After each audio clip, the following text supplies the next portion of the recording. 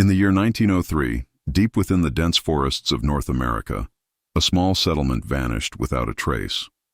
A colony of nearly 100 people, men, women, and children, simply ceased to exist.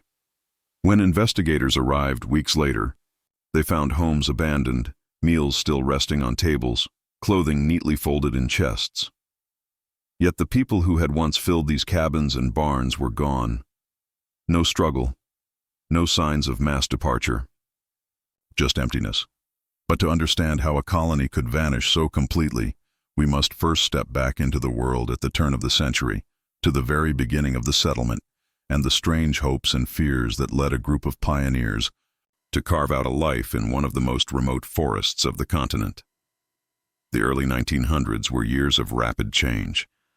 Cities were swelling, factories roaring, and electricity spreading to places that had known only candlelight.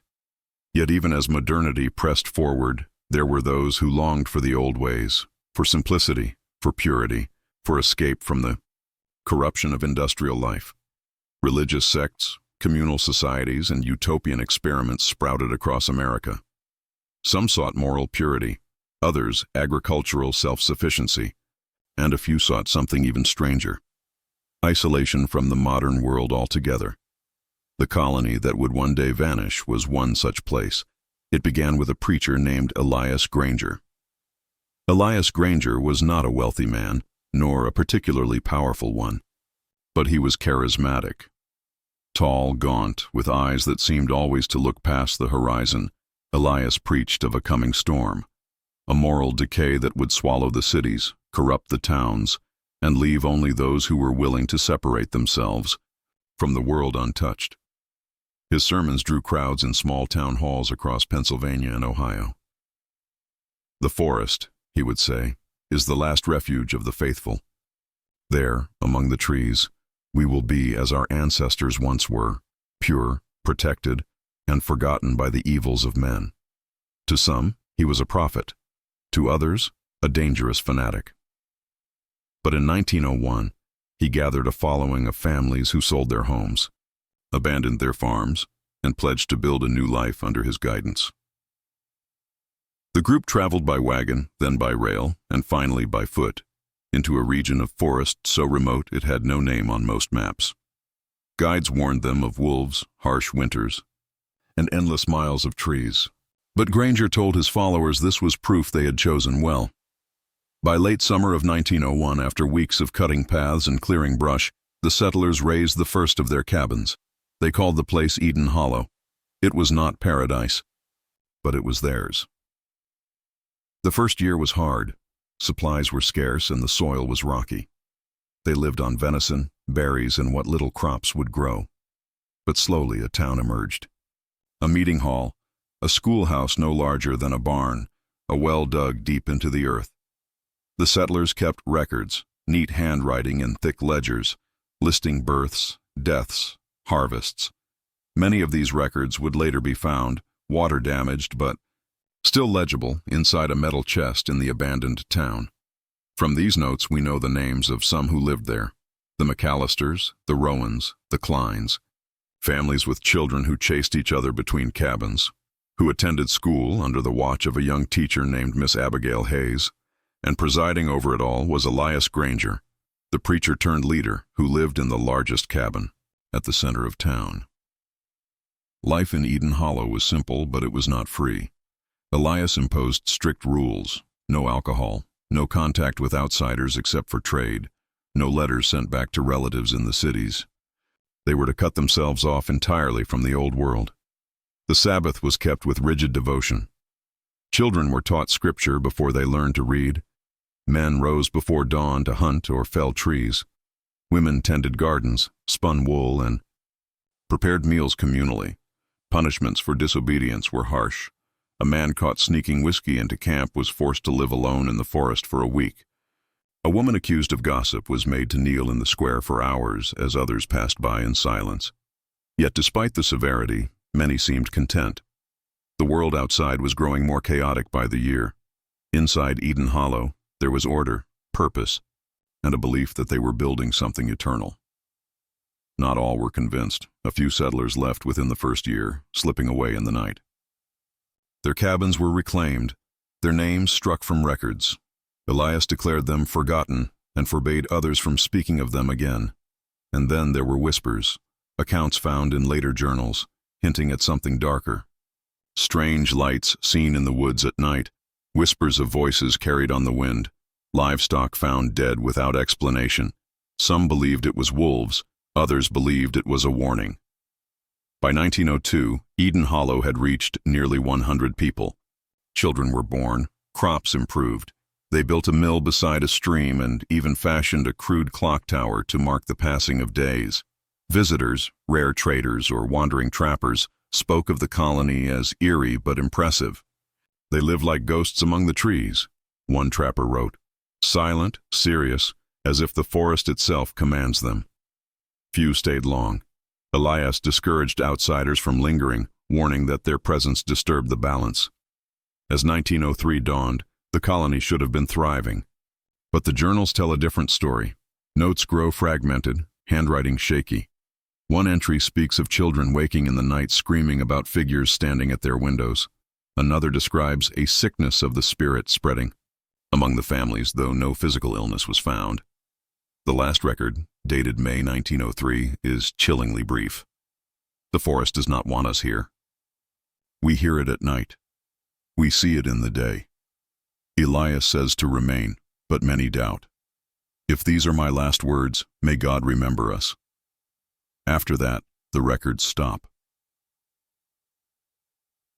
When investigators arrived weeks later, Eden Hollow was silent. Cabins stood as if waiting for their owners to return. The well was full, crops half-harvested. A meal of bread and stew sat on one table, mold growing where the fire had gone out, and not a single living soul remained. The colony of Eden Hollow had vanished. The year was 1903, and Eden Hollow should have been thriving. By then, the colony had endured 2 winters, carved fields from stubborn soil, and raised barns and cabins strong enough to withstand the storms that rolled down from the mountains. On the surface, they appeared stable, even self-sufficient. But beneath the surface, something was breaking. It began quietly, so quietly that the settlers themselves barely noticed. At first, it was only a whisper of unease, an odd feeling that something in the forest was watching. Hunters would return uneasy, saying that the woods had gone too silent, that not even birds stirred in the branches. Women gathering herbs along the creek swore they heard footsteps behind them, though no one was there when they turned. The journals that survived from those final months are fragmented, water-stained, and in some cases, written in frantic, almost illegible scrawls. Yet when pieced together, they tell a story of dread that grew by the day. In February of 1903, Abigail Hayes, the schoolteacher, recorded an unusual incident. Several children, she wrote, began to complain of nightmares. They spoke of tall figures standing outside their windows at night, faces hidden in shadow, hands pressed to the glass. At first she dismissed it as childish imagination. But when one of the boys awoke screaming and claimed he had been pulled halfway from his bed by invisible hands, Abigail noted it more seriously. She confided in Elias Granger, the colony's leader. Elias dismissed it. "The devil preys on weak minds," he told her. "They will learn discipline, and the visions will cease." But the visions did not cease.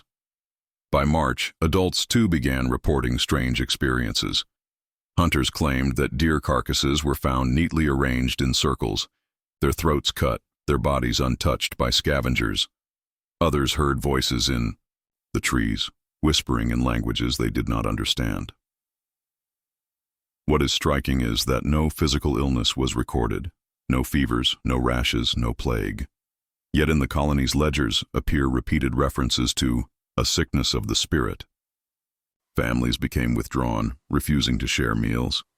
Some stopped speaking altogether, staring blankly into the fire. One journal entry, signed only with initials, reads, "We are still among the living, yet it feels as though we are fading." Each morning the forest seems closer. The trees lean toward us, their shadows longer, their roots deeper beneath our homes. I cannot pray. When I close my eyes, I hear them calling. The identity of them is never clarified. As fear spread, Elias Granger responded not with comfort, but with severity. He declared that those who doubted the colony's divine mission were succumbing to temptation. He lengthened the Sabbath services, demanded confessions of impure thoughts, and ordered that children be punished for even small disobediences. In one record, a man named John Rowan was accused of speaking against the vision. His punishment was exile, sent into the forest with nothing but a loaf of bread and a knife. The journal does not say whether he returned. Some families began to question Elias openly. Others whispered of leaving, of making the long journey back to the towns they had abandoned. Yet Elias insisted they remain. "The forest tests us," he preached. "It presses against us because it knows we are chosen." By April, multiple journals mention the same phenomenon: lights moving through the trees at night. Not lanterns, not campfires, but pale bluish flames that drifted between the trunks, vanishing when approached. Hunters followed the lights deeper into the woods, only to lose their way and stumble back at dawn, exhausted and shaken. One boy disappeared altogether after chasing a light near the creek. His name, scratched into the margin of a ledger, was Samuel Klein. His body was never found. After that, Elias forbade anyone from leaving their cabins after dark. But the lights came, closer, until settlers swore they saw them flickering at the edge of the square itself. Livestock grew restless. Chickens refused to lay eggs. Cows kicked their milkers, eyes wide as if startled by invisible threats. One night, all of the goats were found dead in their pen. There was no sign of struggle, no predator tracks. Each lay on its side, eyes open, tongues swollen, as if suffocated.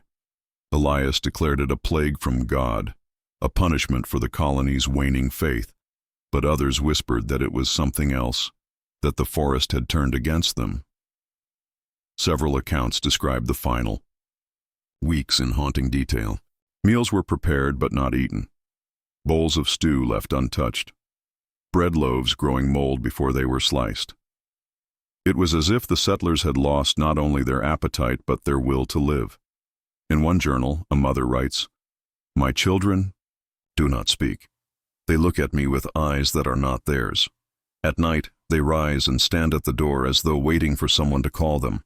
When I hold them, their bodies are warm, but their souls are gone." The last dated entry in any surviving record is May 17, 1903. It reads, "The forest does not want us here. Elias says we must remain, but I know he is wrong. The trees whisper our names. Tonight I will take my family and flee. If we are not remembered, let this writing bear witness that we once lived." After that, silence. When investigators arrived weeks later, they found meals still set on tables, a pot of stew burned to black over a cold hearth, tools lying mid-use, as though dropped in haste, beds neatly made, though some showed the indentation of bodies that had not returned. One particularly chilling detail: in the meeting hall, on the chalkboard, were written 3 words in a child's hand: "We must follow." No trace of the settlers was ever found. From the scattered clues, historians and folklorists have tried to piece together what happened on the final night. Some believe Elias led his people into the woods for a final ritual, convinced salvation would be found among the trees. Others argue the settlers fled in panic, driven by visions and fear, only to perish in the wilderness. But the most unsettling theory is that they did not leave willingly. That something in the forest came to them, something that called their names one by one until no one was left. What is certain is that by late spring of 1903, Eden Hollow was a ghost town. Not a single human soul remained. Yet everything else, the cabins, the crops, the tools, even the meals, was left behind, frozen in time. A colony that had dreamed of eternal survival had instead vanished into myth, and the forest, silent as ever, closed around their absence. When word first reached the outside world that an entire settlement had gone silent, it was slow to spread. Eden Hollow had been isolated by design, cut off from telegraphs, rail lines, and even regular trade. Weeks passed before a passing trapper, noticed smoke no longer rose from the colony's chimneys. Another month slipped by before a government surveyor, charting timber claims, stumbled into the abandoned square. His report, preserved in the archives of the state capitol, remains one of the first official records of the disappearance. He wrote, "Cabins appear intact, provisions in place, livestock pens full though unattended. No sign of violence, no fire. Yet no people are to be seen. Doors left open, meals on tables as if interrupted. There is a silence most unnatural, as though the place itself has been abandoned by the living and claimed by the woods." In June of 1903, a team of local deputies, a coroner, and 2 physicians were dispatched to Eden Hollow. Their task was to locate survivors, or, failing that, bodies. What they found left them unsettled. Cabins stood as though time had stopped. Beds neatly made, clothes folded. In one cradle lay a small blanket, rumpled as if a child had just been lifted from it. In the schoolhouse, books were left open mid-lesson. Chalk equations half scribbled on the board. A child's slate inscribed with the letters A through G, abandoned on the floor. In the meeting hall, a Bible sat open to the book of Exodus. The last marked passage read, "And the people lifted up their eyes, and behold, the Egyptians marched after them, and they were sore afraid, and the children of Israel cried out unto the Lord. Yet of the people themselves there was no trace." To Miwa, investigators spread out, scouring the woods around the colony. They followed faint trails, half obliterated by spring rains. For a time, they believed they were close to discovery. In one clearing, they found a circle of stones, blackened by fire. Beside it, bones that at first appeared human. But closer inspection revealed them to be animal: deer, goats, perhaps cattle. The cuts on the bones suggested butchery, though some claimed they looked ritualistic. Further north, deputies discovered a line of footprints leading away from the colony. Men's boots, women's shoes, even the small tracks of children. Dozens of them pressed into soft earth, all moving in the same direction, toward the heart of the forest. But a mile out, the trail ended abruptly. The prints stopped as though the group had vanished into thin air. Back in the colony, officials searched for written records. They found ledgers, journals, and a handful of letters, though many were water-damaged or half-burned in hearths. Strangely, the colony's main record book, kept by Elias Granger himself, was missing. Witnesses swore such a book had existed, containing detailed notes of births, deaths, and events. Its absence fueled speculation that someone had deliberately removed it. Instead, they found only fragments. One page, torn from a journal, read, "He says the forest is our trial. He says the voices are but angels in disguise. Yet I fear they are not angels. They call us still, even in the daylight, and some have begun to answer." By August, a formal report was compiled.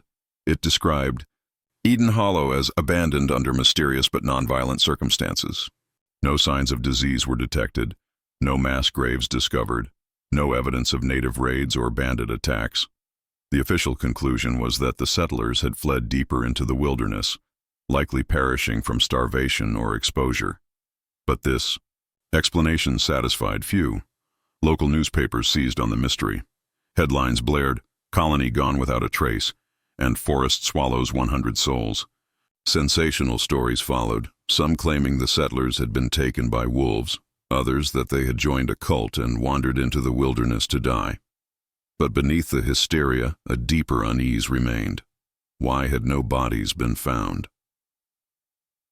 In the fall of 1903, volunteer search parties ventured into the forest. They scoured ravines, combed riverbanks, even climbed hills to scan the horizon. One party claimed to find a row of crude wooden markers deep in the woods, carved with symbols they did not recognize: crosses, circles, triangles. But when they returned with officials weeks later, the markers were gone. Another group swore they heard children's voices at night, faint laughter drifting between the trees. They abandoned their search by dawn, unwilling to continue. By winter, the forest had claimed the trails again.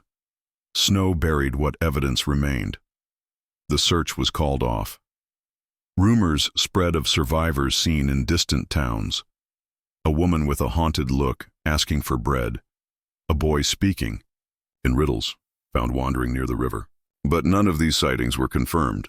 In one case, a farmer swore a pale child knocked on his door at midnight, whispering that the forest was not done with them. By the time he fetched his lantern, the child was gone. These stories only deepened the legend. By 1904, Eden Hollow was already fading from official memory. The cabins rotted, the fields overgrew, and the forest crept back over the square. But in nearby towns, the story lived on. Children were warned not to wander too far into the trees. Travelers avoided the valley altogether, and when hunters did pass through, they often spoke of unease, as though watched by unseen eyes. In time, the colony became less a matter of fact and more of folklore, a ghost town whispered of but seldom visited. Yet the mystery never fully closed. For decades, scattered reports continued to surface. Bones discovered in riverbeds, too old to be identified. Symbols carved into trees, too strange to be dismissed, and always the same whisper, repeated by locals who refused to enter the valley. The forest keeps what it takes. By the time a decade had passed, Eden Hollow was less a place than a story. The cabins had begun to collapse under the weight of seasons. The fields were tangled with weeds, and the sound of children's laughter no longer echoed in the square. Yet among the towns scattered along the forest's edge, the memory of what had happened grew sharper with each retelling. If the investigators had brought facts, the people brought fear. And fear, repeated often enough, becomes legend. In taverns and churchyards, people spoke of the vanished colony. They argued over details. Some swore it had been 100 souls, others claimed it was fewer, but all agreed on one point. Eden Hollow had not died a natural death. Farmers told stories of seeing pale lights drifting above the trees at night, in the direction of the abandoned settlement. Children dared one another to walk the forest paths, but rarely went farther than a mile. A merchant passing through in 1907 wrote in his diary, "The people here do not speak the colony's name after dark. They say the forest remembers. They say the voices of the lost still walk among the branches." As the years passed, the colony entered local folklore in subtler ways. Mothers sang warnings to restless children in their cradles. "Don't go walking in the hollow, child. The trees will take your name. Don't go seeking what was lost, child. The forest plays that game." These verses, preserved in folk song collections decades later, show how the mystery seeped into daily life. What had once been a factual tragedy became a cautionary tale, told in whispers and sung in lullabies. By the 1920s, travelers passing through the region wrote of locals refusing to set foot in the valley where the colony had stood. Hunters would skirt its edges but not cross the creek that marked its border.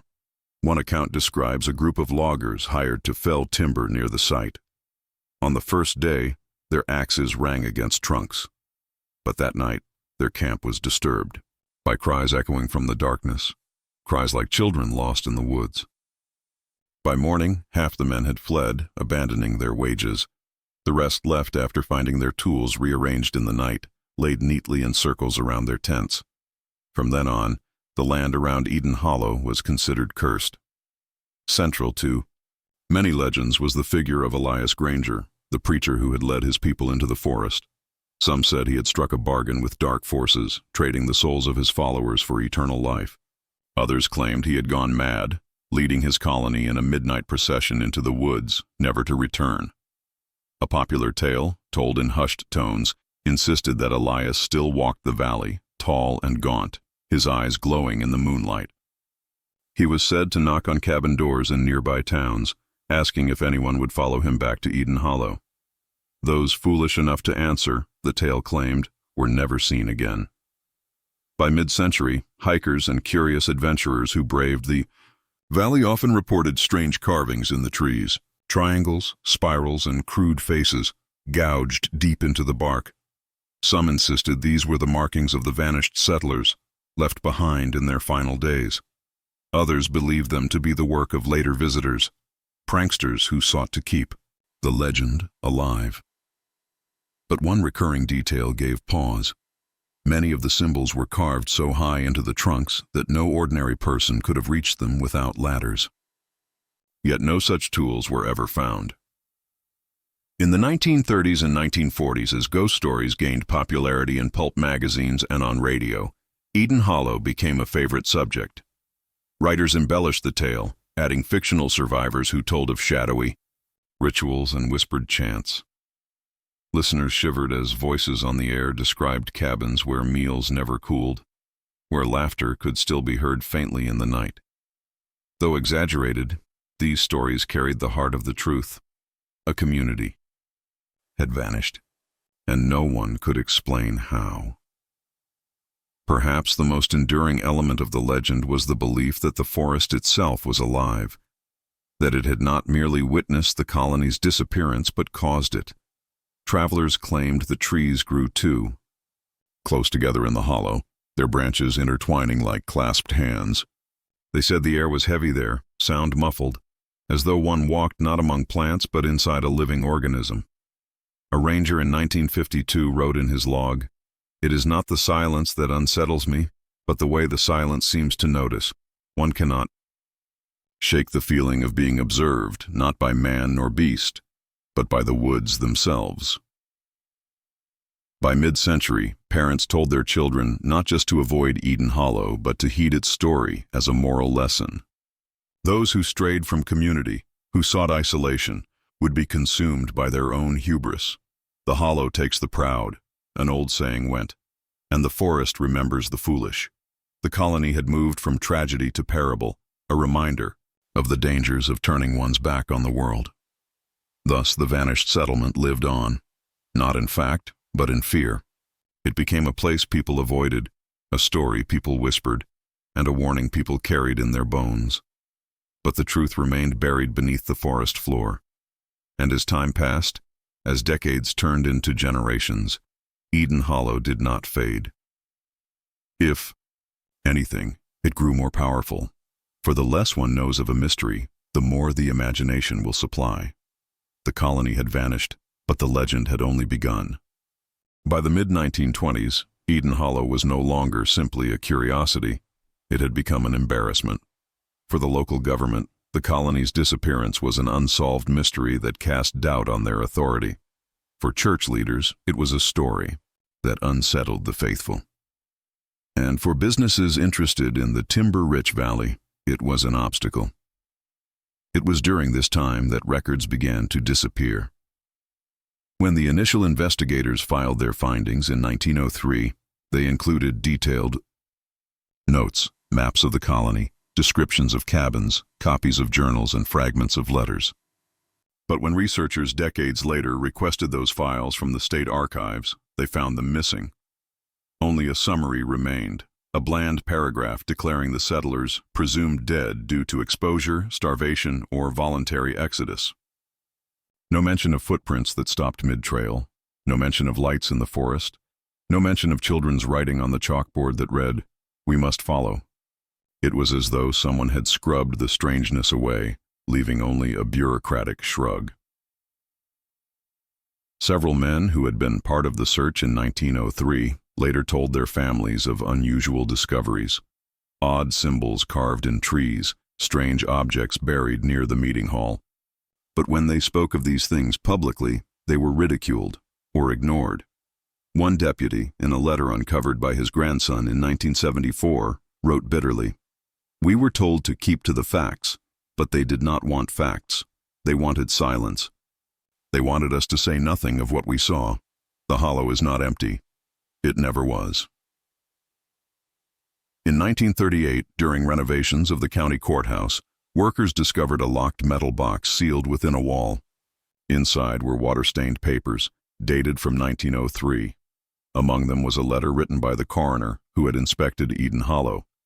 It described finding several sets of bones near the creek, not adults, but children. The bones, he noted, bore marks inconsistent with animal predation. He had prepared to list them in his report, but his superiors instructed him to omit them. "Better they vanish in mystery," the letter read, "than the people think children were slaughtered under our watch." The box was quietly reburied, in the archives, and its contents vanished again. By the 1950s, folklore scholars began asking questions. Eden Hollow was precisely the kind of mystery they loved to study, yet requests to access state records were repeatedly denied. Some were told the files had been destroyed in fires, others that they had never existed. One professor, writing in a private journal, noted, "Every attempt to locate the original Granger ledger is thwarted. Either it was lost, stolen, or deliberately hidden. Without it, we cannot know the colony's final days. Perhaps that is the point." Meanwhile, companies pressed to harvest the valley's timber, but opposition arose, not from environmentalists, but from locals who insisted the land was cursed. To quiet these fears, politicians doubled down on portraying the story as nothing but myth. Newspapers of the era ran headlines like "Vanished Colony a Fable" and "Forest Legends Hurt Business." Behind the scenes, however, correspondence between officials reveals hesitation. A 1956 memo warns crews refuse to work the hollow, claim voices at night, reports of missing equipment, recommend avoiding mention of these incidents in public. In 1961, a private collector announced he had acquired a journal belonging to one of the Eden Hollow settlers, a woman named Margaret Rowan. Its entries described the colony's last days, the lights, the voices, the growing fear. But before the journal could be published, the collector's home caught fire. The book was destroyed. Some whispered it was no accident. What survived were second-hand notes from those who had seen it. One recalled the final entry. "Elias says to wait, but the forest calls louder. We hear it in the walls, in the water, in our dreams. Tomorrow, night we follow. If you find this, forgive us." Over and over the same pattern appeared. Evidence emerged, only to vanish. Testimonies were silenced. Files were destroyed, misplaced, or sealed away.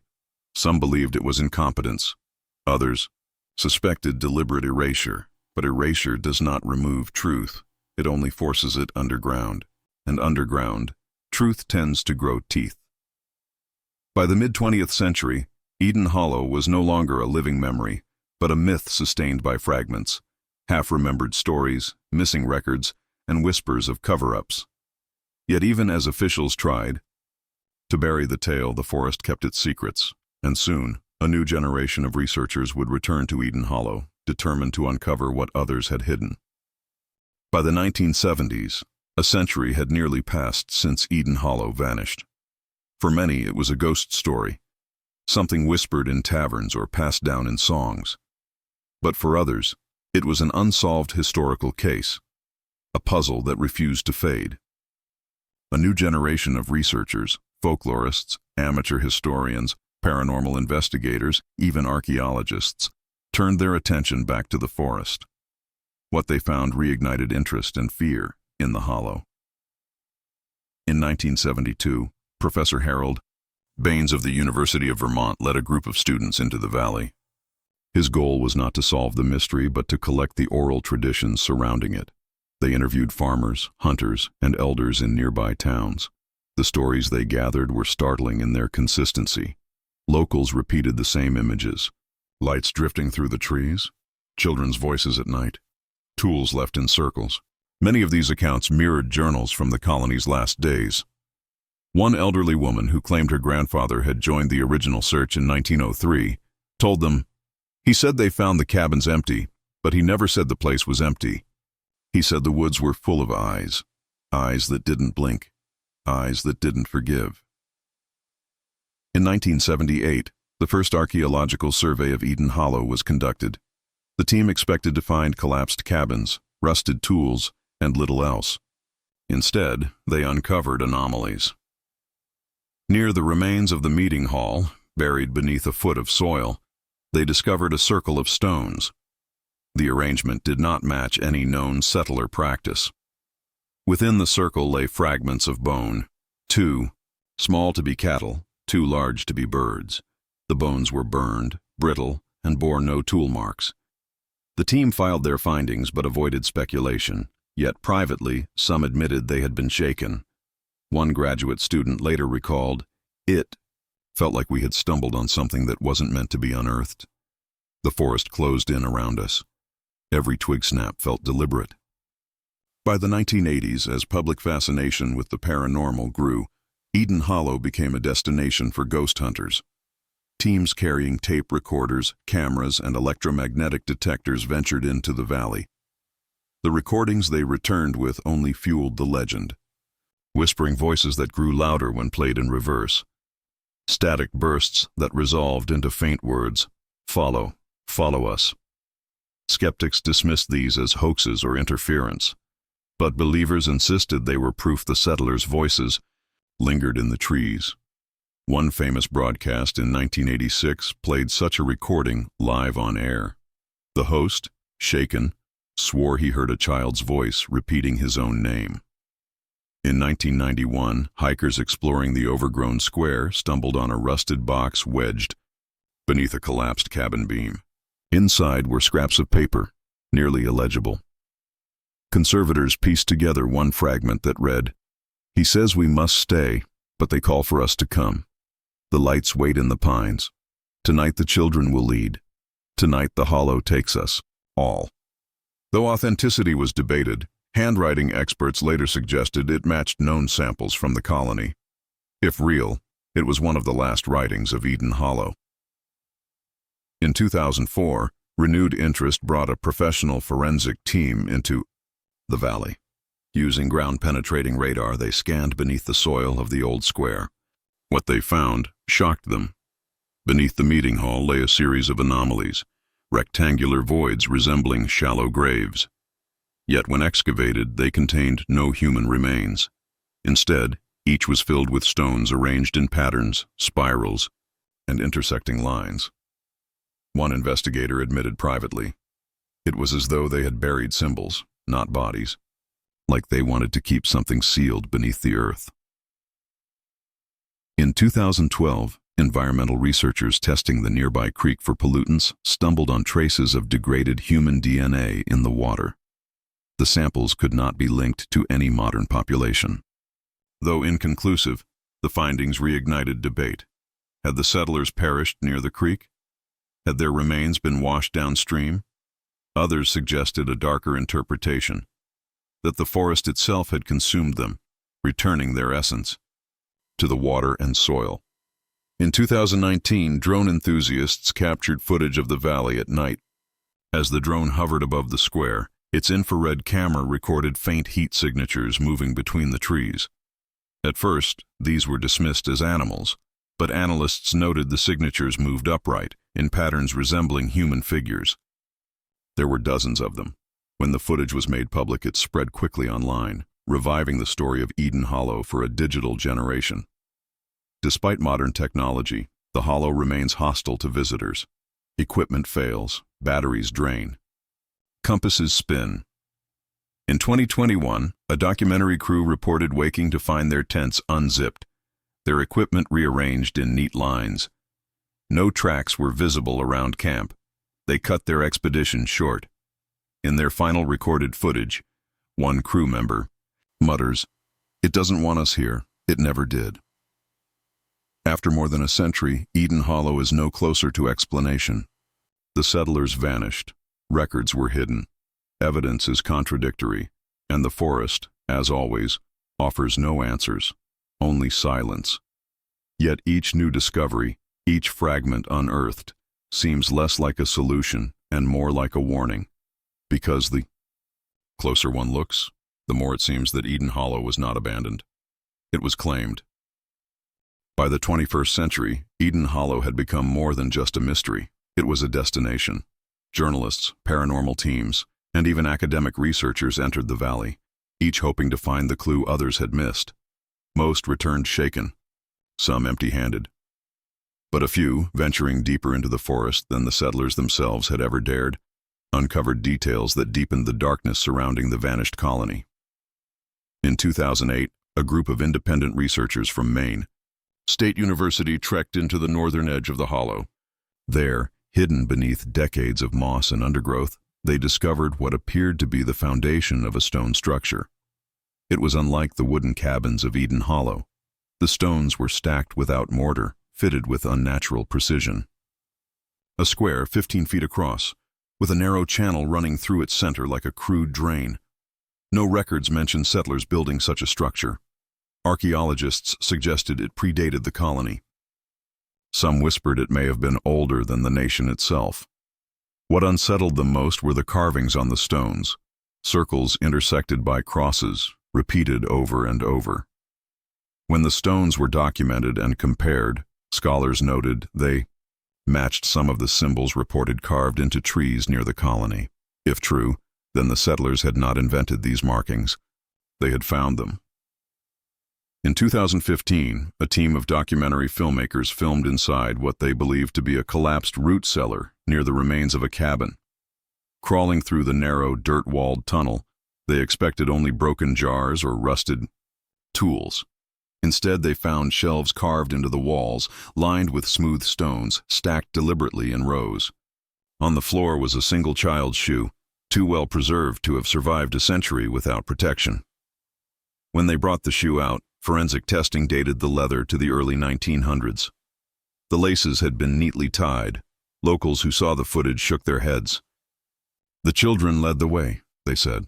The Hollow always wanted the children first.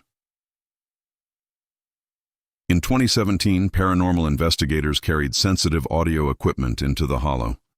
Beneath the square, they lowered microphones into old cellar holes. The recordings captured faint sounds, scratching, distant echoes, even voices. When filtered, the voices repeated the same words. "We must follow." The phrase matched the chalkboard writing found in the meeting hall in 1903. Skeptics claimed the recordings were manipulated, the result of pareidolia, the human brain hearing patterns in noise. But those who listened at night swore it felt different. Not imagination. Memory. In 2019, hikers discovered a massive oak tree near the eastern ridge, its trunk split by lightning.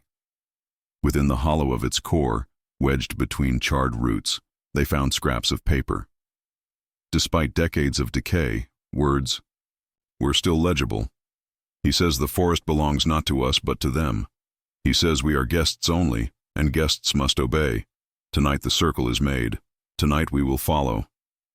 The handwriting did not match Elias Granger's neat script, but appeared rushed, frantic. Some believe it was written by a dissenter, a colonist who feared the ritual that would soon take them. The most disturbing discovery came in 2022, when a team using ground-penetrating radar beneath the valley uncovered an underground chamber. The chamber, roughly 30 feet across, was accessed through a collapsed tunnel.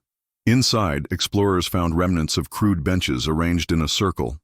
On the walls were symbols carved deep into stone, spirals, crosses, and strange runes no one could identify. At the chamber's center was a pit filled with ash and fragments of bone.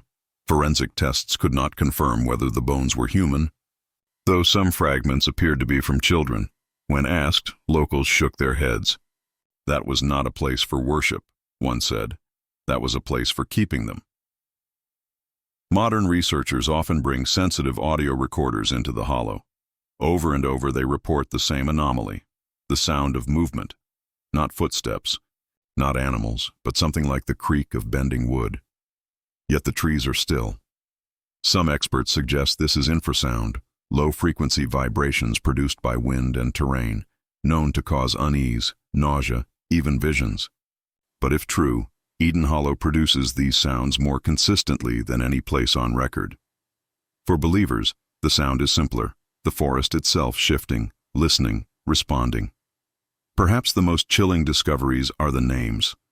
On trees throughout the valley, visitors report finding carvings. At first, they seemed random, initials, crosses, marks left by hunters. But in 2023, a research team cataloged them systematically. Among hundreds of marks, dozens spelled out full names, names that matched the settlers of Eden Hollow. One tree bore the name Samuel Klein, the boy who disappeared after chasing a light. Another read Abigail Hayes, the schoolteacher, who wrote of children's nightmares. The carvings were too deep, too weathered to have been hoaxes. Some were found 30 feet up, beyond the reach of human hands. Who carved them? The settlers themselves, leaving proof of their fate? Or something else etching names into the forest as a form of claiming. To this day, researchers debate what these findings mean. Some insist the settlers joined in ritual, led by Elias, into chambers beneath the hollow, consumed by their own fanaticism. Others argue the forest itself was the force, that the settlers resisted but the woods claimed them, leaving only names and whispers. And then there are those who suggest Eden Hollow remains unfinished, that its story is not past tense, but ongoing. One investigator summarized it chillingly. They didn't vanish, they became part of the hollow, and the hollow is still waiting. The discoveries in the deeper forest provide no resolution. Instead, they twist the mystery tighter. The stone foundations, the chamber with benches, the names carved into bark, the shoe preserved in soil. Each fragment is undeniable, yet none explains where the settlers went. Instead, they suggest that Eden Hollow was not just a settlement swallowed by the wilderness. It was a settlement drawn into something larger, something older, that still waits beneath the trees. More than a century has passed since the settlers of Eden Hollow disappeared. Yet their absence has never grown old. It lingers, like the fog that clings to the valley in early morning, refusing to lift. The cabins have rotted. The fields have surrendered to the forest. The meeting hall collapsed long ago, its timbers scattered across the earth. And yet the story refuses to die. What does it mean when an entire colony vanishes, leaving no bodies, no survivors, no trace? What does it mean when the earth holds fragments of bones, voices whisper from the soil, and names appear carved into the bark of trees decades later? It means Eden Hollow is not finished. Academics still debate what happened. The cult theory. Some believe Elias Granger drove his people into ritual mass death, willingly or not. The underground chamber and burned bones lend weight to this. Yet no records survive to confirm. The forest theory. Others argue natural forces, disease, starvation predators claim them. But why no remains? Why footprints that end mid-trail? Why journals that speak not of hunger, but of voices? The supernatural theory. For many locals, the explanation has never been in doubt. The hollow itself took them. The settlers were not victims of madness, but prey to something older than their colony, older than the nation, something in the woods. Every theory satisfies some and leaves others wanting. None explains everything, and perhaps that is the point. Walk into Eden Hollow now, and the forest is dense, quiet, patient. The square is no longer a clearing but a tangle of saplings and vines. The air is heavy, muffled, as though sound itself is swallowed. Visitors still speak of unease. Some describe a pressure on the chest, as if the valley resists their presence. Others hear laughter on the wind. A few return with scratches on their arms, though they swear no branches touched them. Hikers report compasses that spin uselessly, GPS signals that vanish. Drones malfunction, batteries drain, and cameras record static. And always the same feeling persists, that the forest is aware. The story of Eden Hollow has become more than a mystery. It has become a mirror. Each generation projects its fears onto it. In the early 20th century, it was a warning about hubris, about communities who turned their backs on society. In the mid-century, it was a cautionary tale about cults, about blind devotion to leaders who promise safety in isolation. Today, it is seen as something older, a reminder that human civilization does not tame the wilderness, but only negotiates with it. The settlers of Eden Hollow believed they had claimed the forest for themselves. Instead, the forest claimed them. The unanswered questions haunt anyone who studies the hollow. Where are the bodies?